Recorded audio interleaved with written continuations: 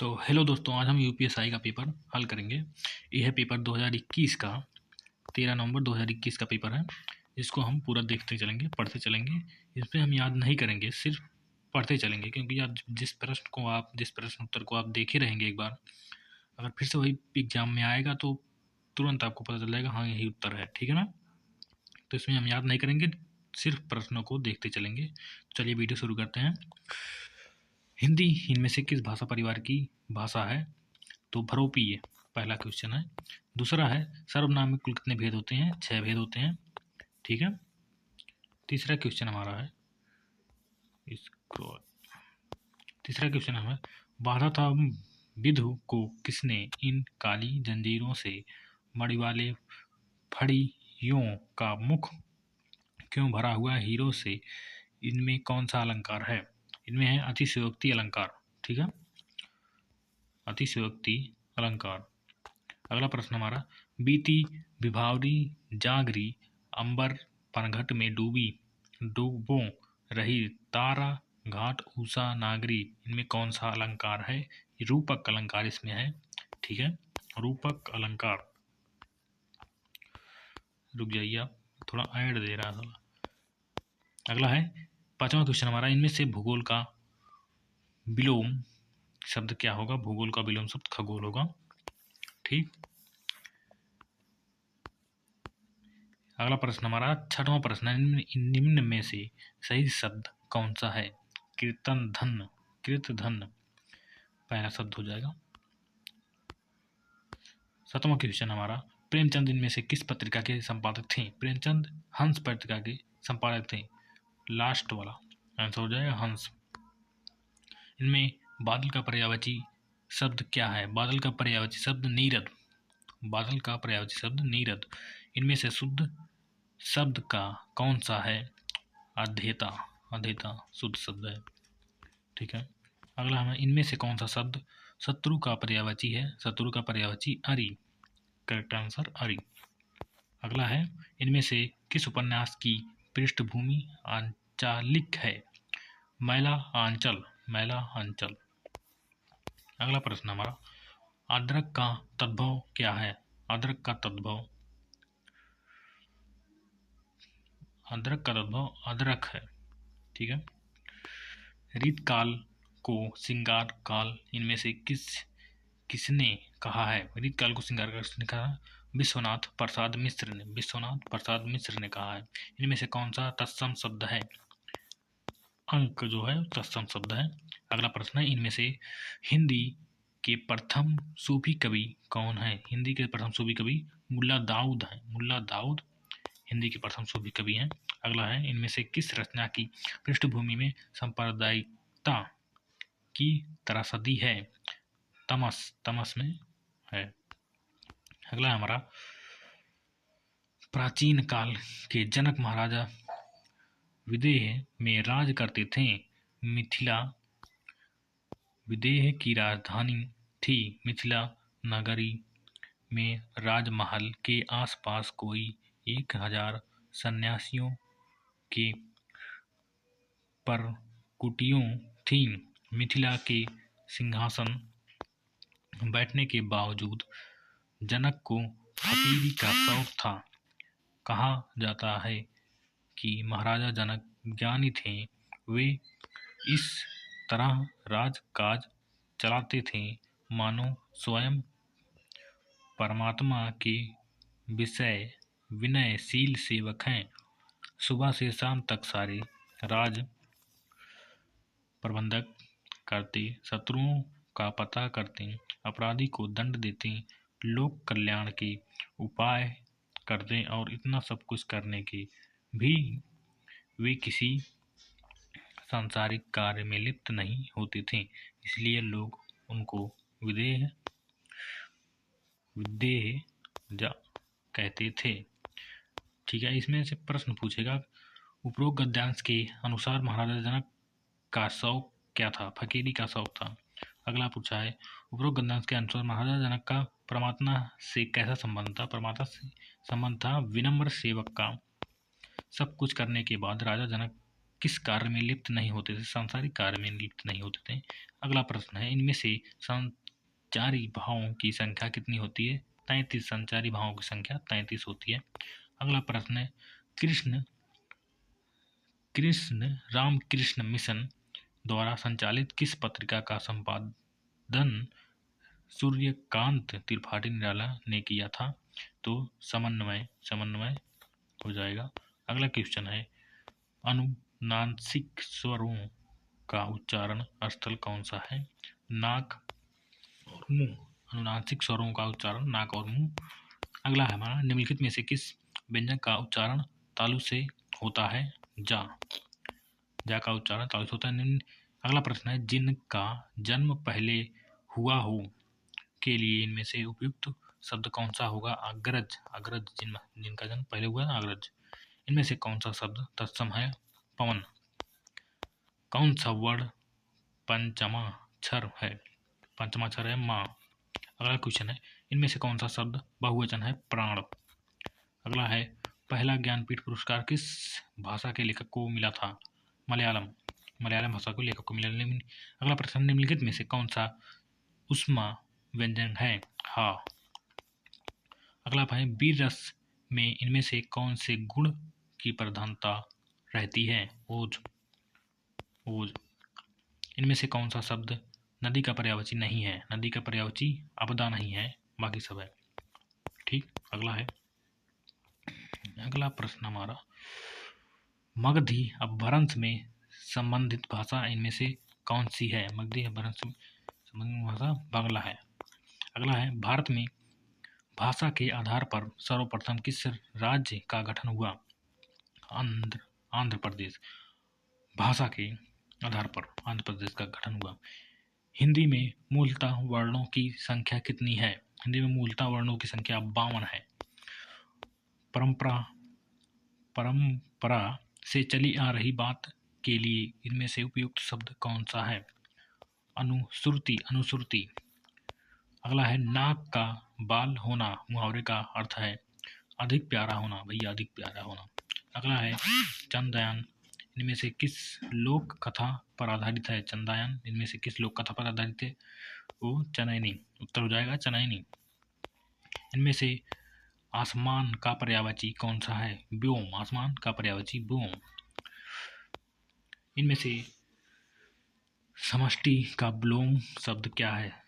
Beauty हो जाएगा। समष्टि का विलोम ब्यूटी। अगला प्रश्न है, खेत रहना मुहावरे का अर्थ है? खेत रहना वीरगति पाना। खेत रहना वीरगति को पाना। ठीक ना। अगला है हमारा, अगला प्रश्न है, उम्र प्रदूषण की रोकथाम और नियंत्रण अधिनियम किस वर्ष लागू किया गया था? तो 1974 में लागू किया गया था जल प्रदूषण को।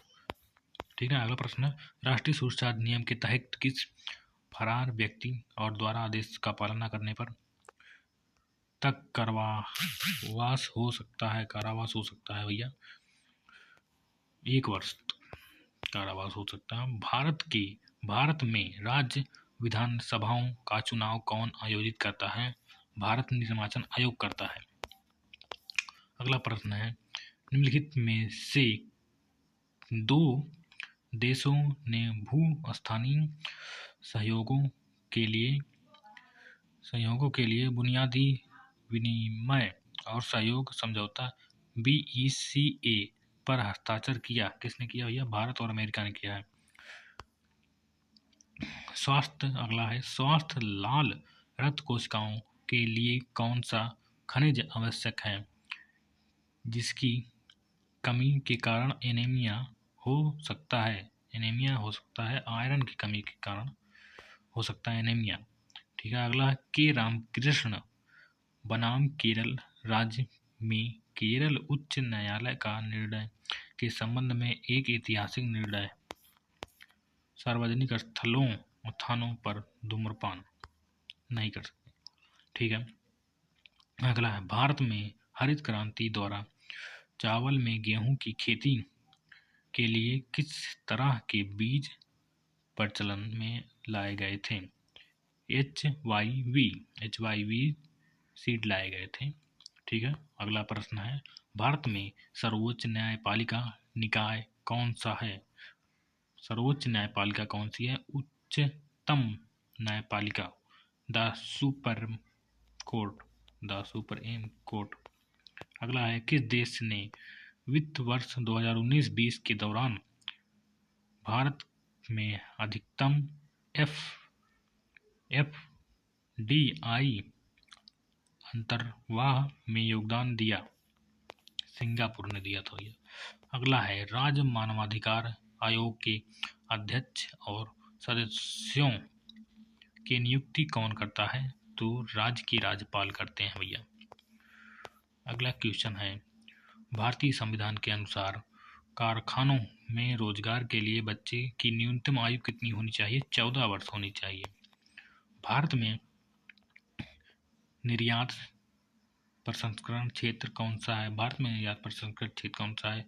कंडला बंदरगाह है, कंडला बंदरगाह। भारत में ऑनलाइन समाचार सामग्री किस मंत्रालय के दायरे में आती है? किस मंत्रालय के दायरे में आती है? सूचना और प्रसारण मंत्रालय के दायरे में आती है। भारतीय संविधान का कौन सा अनुच्छेद बेगार पर रोक लगाता है? बंधुआ मजदूरी पर रोक लगाता है, आर्टिकल 23। अगला है, उत्तर प्रदेश राजस्व कोड निम्नलिखित में से किस वर्ष में स्थापित किया गया था? 2006 में। ठीक ना, 2006 में स्थापित किया गया था राजस्व कोड। अगला प्रश्न है, सार्वजनिक उपद्रव दंडनीय है जिसके लिए जुर्माना 200 रुपए तक बढ़ सकता है। डॉट के लिए, अगला है डॉट के लिए, के मामले में यह निर्धारित किया गया था कि विधायन के विकल्प के तौर पर प्रातः अध्यादेश जारी नहीं किया जा सकता है। DC बधवा बनाम बिहार राज्य। ठीक है, अगला प्रश्न है, निम्नलिखित में से कौन सा एक कर मुक्त अनुलाभ है? कर मुक्त अनुलाभ है नियुक्ति द्वारा प्रशिक्षण।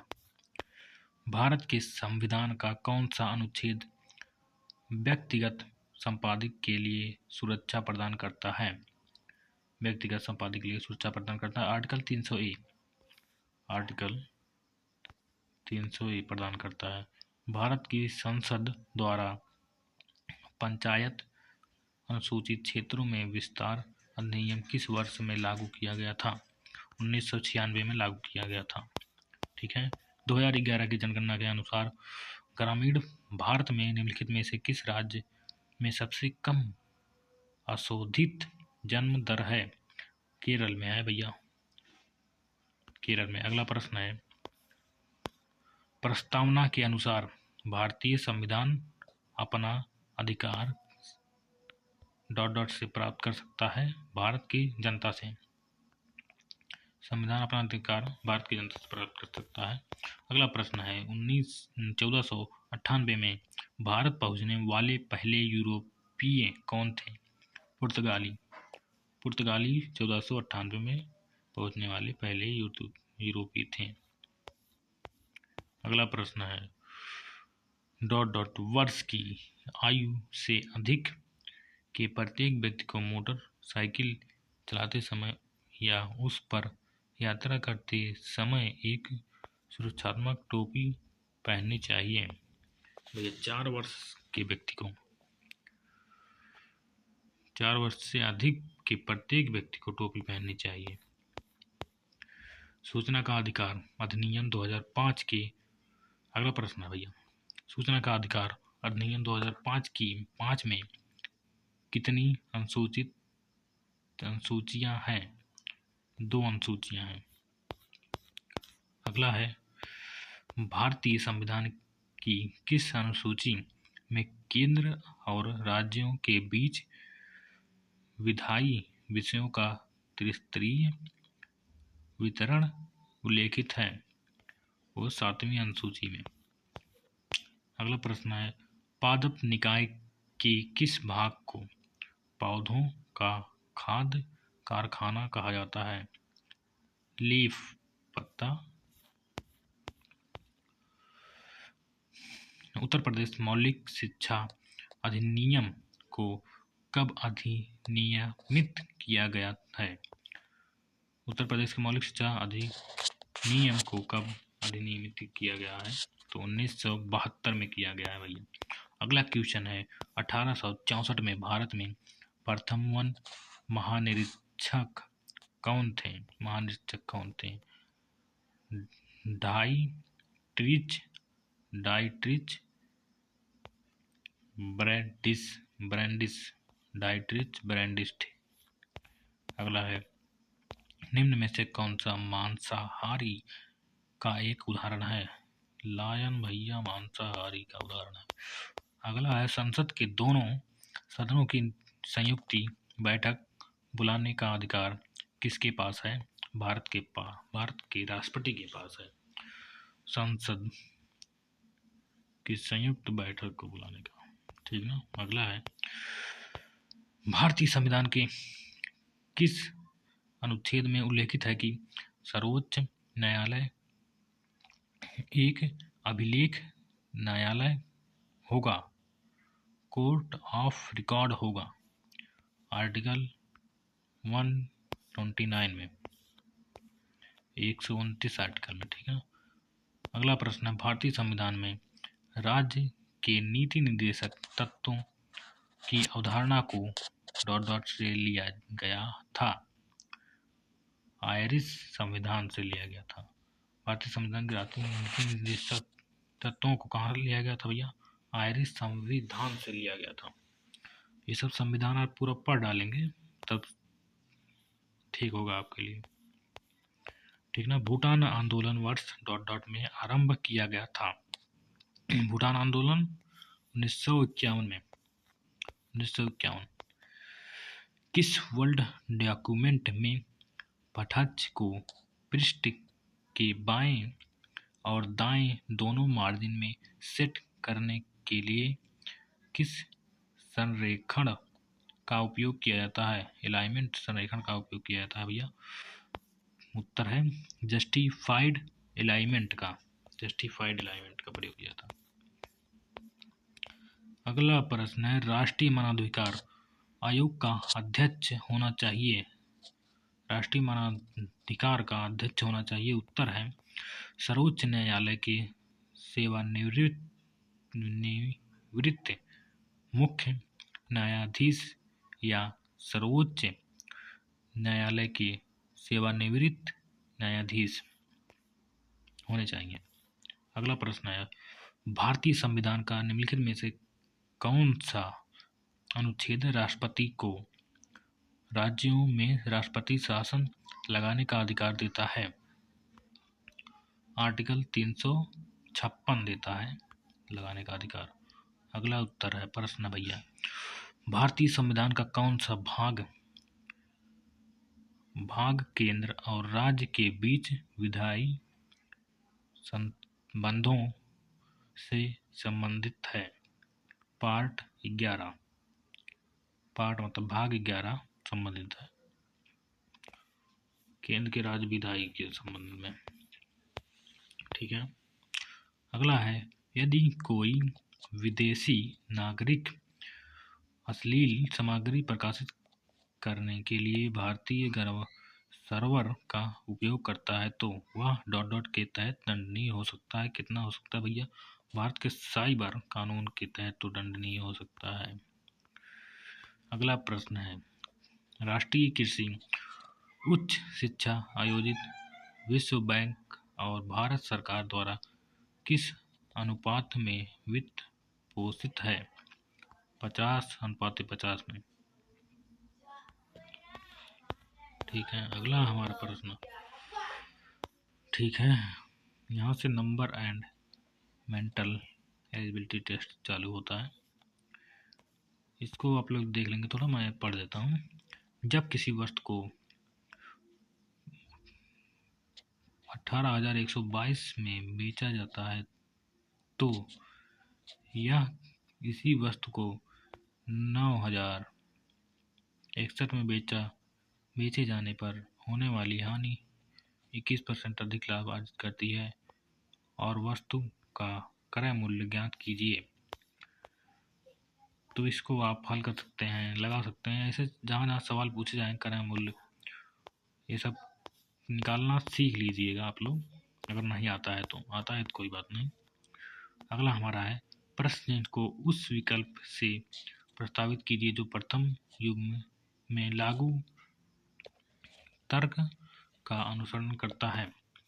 ठीक है, जैसा पहला है वैसा दूसरे को भी सेट करना है, कैसे आया है। ठीक है, तो डी है भैया चौथे पे की है 11, 4 दूनी 8, 11। इसको भी आप रीजनिंग में याद कर लेंगे। जैसे कितने स्थान पे आता है, ABCD में कौन सा अक्षर, उल्टा क्या होगा, ये सब पहले आप पढ़ लेंगे फिर देखेंगे। अगला प्रश्न है, यदि 7 मई 2120 सोमवार है तो 7 मई 2125 सप्ताह के दिन किस दिन आता है? रविवार किस दिन आता है? ये दिन निकालना सीख लीजिएगा। ठीक है, अगला प्रश्न, एक कुछ दिया गया सेंटेंस, इसमें से पूछेगा लगता है। ठीक है, सभी संन्यास गुड्स हैं।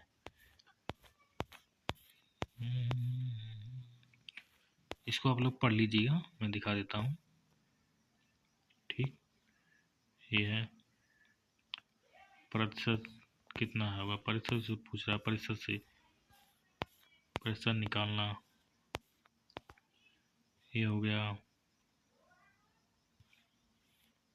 कितने दिन में कार्य पूरा करता है। ठीक, वार्षिक ब्याज निकालना सीख लेंगे। क्षेत्रफल ज्ञात कीजिए, क्षेत्रफल निकालना सीख लेंगे।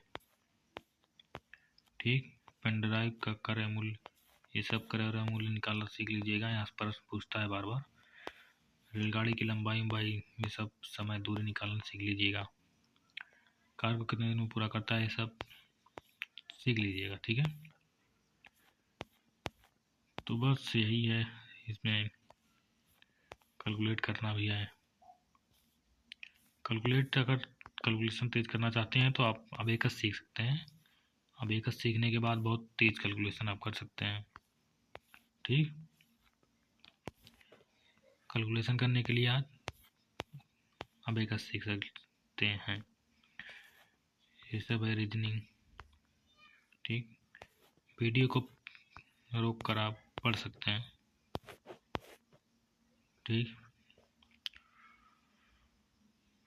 धूम्रपान ना करने वाले व्यक्ति द्वारा निसरेट धुएं के अंतः श्रावण की संभावना को कम कर सकता है।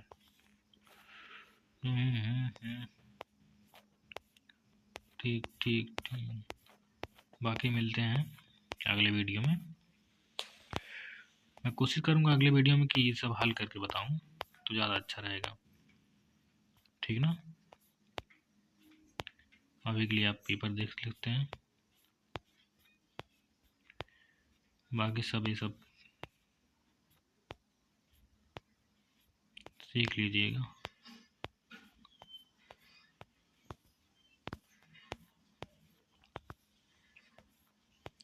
परसेंटेज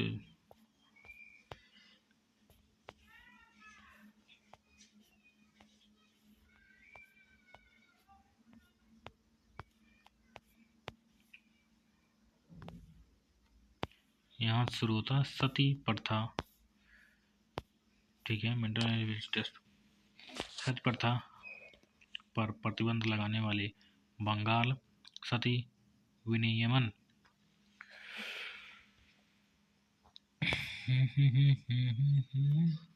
रुको थोड़ा, विनियमन लगाने वाले बंगाल सती प्रथा विनियमन 1829 को किसने पारित किया? तो लॉर्ड विलियम बेटी ने।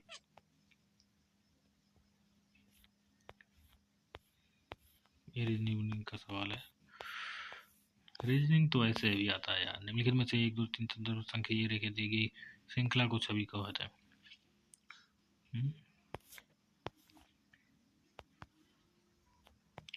यदि बाएं पक्ष को दाएं पक्ष में माना जाए तो किया जाता है। ऐसे ही सब हो जाएगा।